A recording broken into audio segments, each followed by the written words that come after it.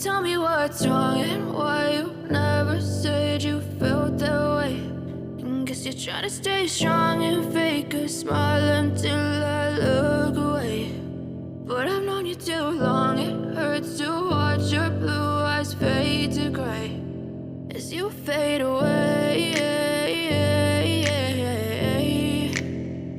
as you fade away.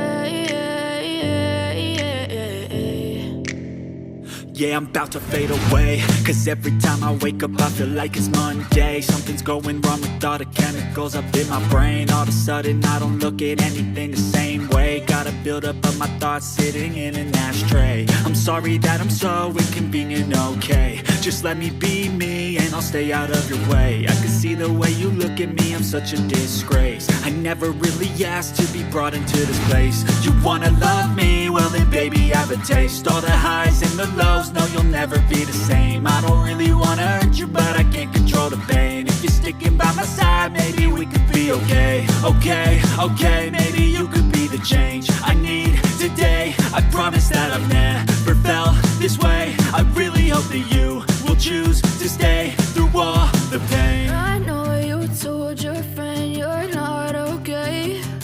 And tell me what's wrong and why you never said you felt that way. And guess you're trying to stay strong and fake a smile until I look away. But I've known you too long, it hurts to watch your blue eyes fade to gray as you fade away.